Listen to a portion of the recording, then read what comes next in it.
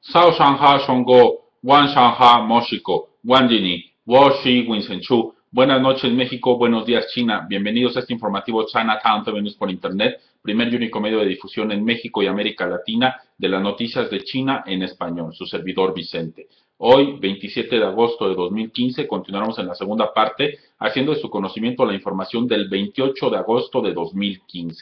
La primera nota señala, utilidades del Banco Agrícola de China crecen 0.5%. El Banco Agrícola de China, uno de los bancos estatales más grandes del país, reportó un incremento neto interanual en sus utilidades de 0.5% a 104.560 millones de yuanes, el equivalente a 16.320 millones de dólares en el primer semestre de 2015. Sin embargo, su coeficiente de préstamos vencidos aumentó ligeramente a 1.83%, el equivalente a 0.29 puntos porcentuales más que a finales de 2014, indicó el banco. Los préstamos vencidos eran de 159.540 millones de yuanes a fines de junio, 34.570 millones de yuanes más que a fines del año pasado. El aumento está bajo control de acuerdo con el informe del banco. Los activos totales del banco llegaron a 17.46 billones de yuanes a fines de junio, 9.3% más que a fines de 2014.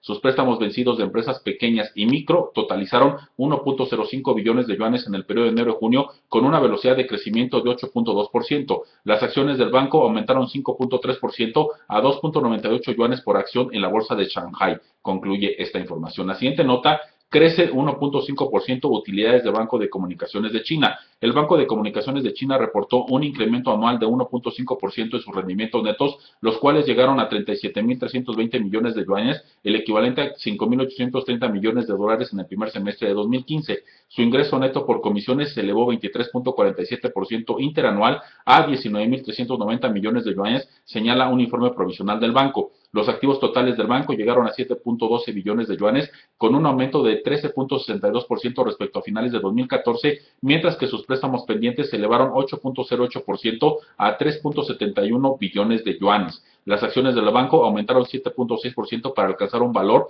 de 5.66 yuanes por acción en la bolsa de Shanghai, concluye esta nota. La siguiente información: máximo órgano de planificación chino demanda arduo trabajo para lograr objetivos económicos. Los funcionarios deben trabajar arduamente para lograr los objetivos de ingresos fiscales, inversión y comercio exterior del país, ya que son muy difíciles de alcanzar, señaló el jefe del máximo órgano de planificación económica de China a los legisladores del país.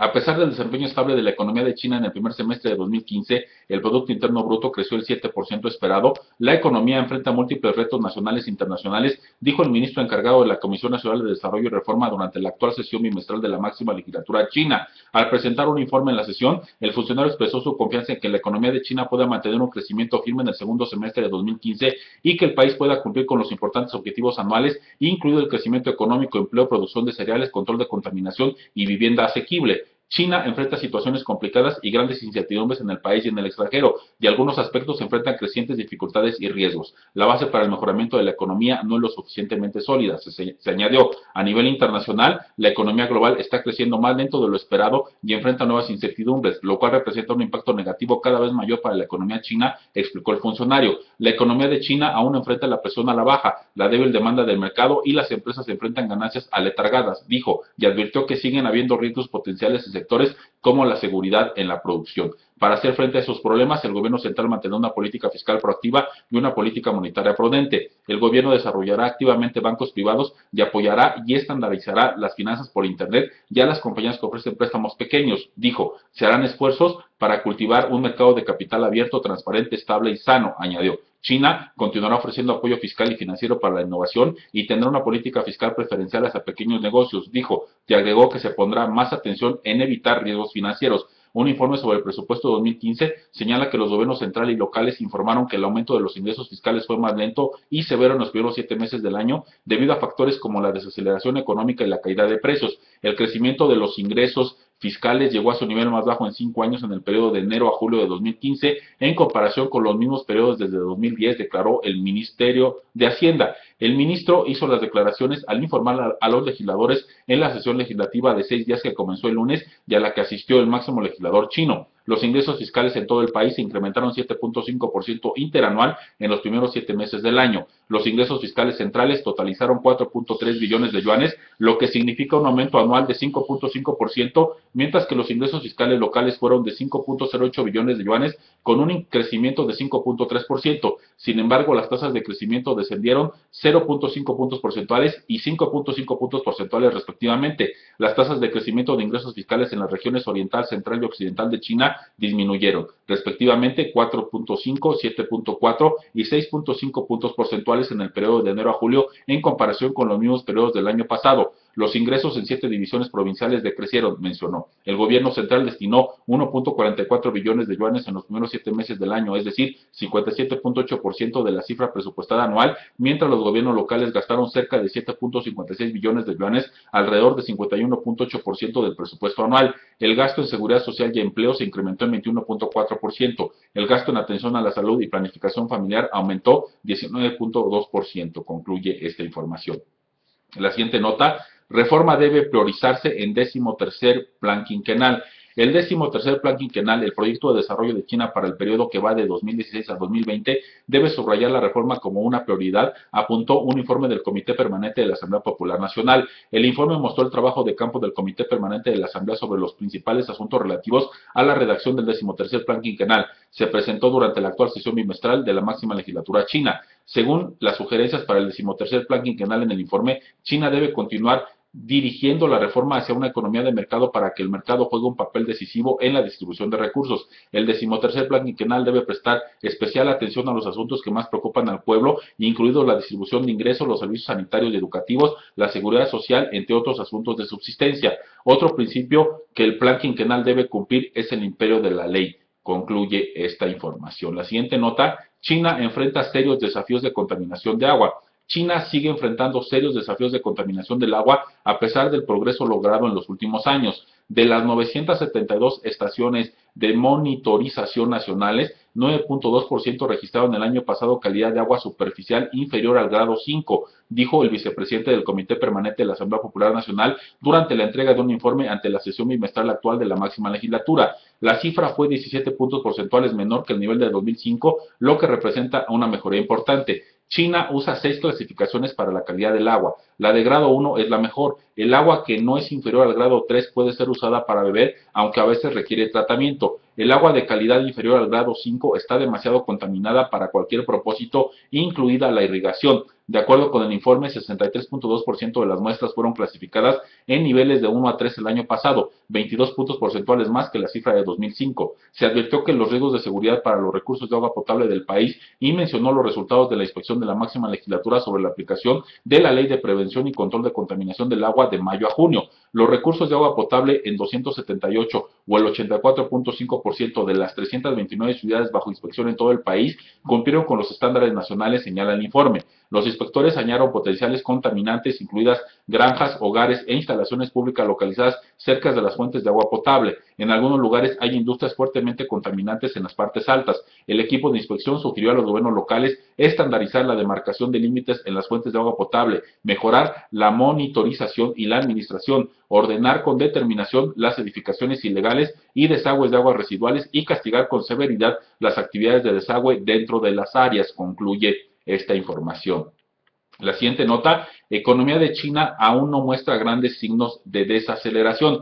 La economía de China aún no muestra grandes signos de desaceleración desde la tasa de crecimiento del 7% de la primera parte del año, a pesar del reciente pesimismo del mercado y de una creciente ansiedad de los inversionistas, dijo un importante estudioso especializado en China. No creo que haya mucha evidencia de que la economía china se esté desacelerando mucho. Creo que creció a cerca del 7% en la primera mitad del año, dijo un importante profesor del Instituto Peterson de Economía Internacional, un grupo de expertos con sede en Washington, D.C. Tal vez se desacelere, pero creo que se requerirán un par de meses para obtener información suficiente para tener una comprensión real de ese hecho, dijo el experto. Pero la reciente depreciación de la moneda china, la debilidad de los datos de manufactura chinos y la caída del mercado accionario de China han sido malinterpretados por los participantes en el mercado y han dado paso a preguntas sobre la salud de la segunda economía más grande del mundo, dijo el experto. Muchas personas interpretaron la acción en relación con el tipo de cambio del 11 de agosto como un esfuerzo por apuntalar el crecimiento económico a través de la devaluación de la moneda, dijo el experto, de modo que sacaron incorrectamente la conclusión de que es probable que la economía china se desarrolle de manera mucho más lenta de lo que pensábamos y que es probable que se desacelere aún más en el futuro. El Banco Popular de China anunció el 11 de agosto que mejoraría su sistema central de paridad, el punto inicial para una cotización diaria, con el fin de reflejar mejor el desarrollo del mercado en el tipo de cambio entre el yuan chino y el dólar estadounidense. Después de la decisión, la moneda china, el renminbi, registró una fuerte baja en su valor en los días siguientes. El experto considera que la acción busca en gran medida incrementar el papel de las fuerzas del mercado en la determinación del tipo de cambio del renminbi. Por lo menos hasta ahora yo diría que la evidencia apoya con mucha fuerza la idea de que el cambio en política fue resultado de la sugerencia del Fondo Monetario Internacional de que el tipo del cambio del renminbi debería estar más determinado por el mercado, señaló. Eso sería una condición muy importante para aprobar la inclusión del renminbi en la canasta de derechos especiales de giro del Fondo Monetario Internacional, se dijo. El Fondo Monetario Internacional ha apoyado la medida de China para mejorar su mecanismo de formación del tipo de cambio y señaló que un tipo de cambio más orientado hacia el mercado facilitaría la operación de los derechos especiales de giro si el renminbi fuera incluido en la canasta,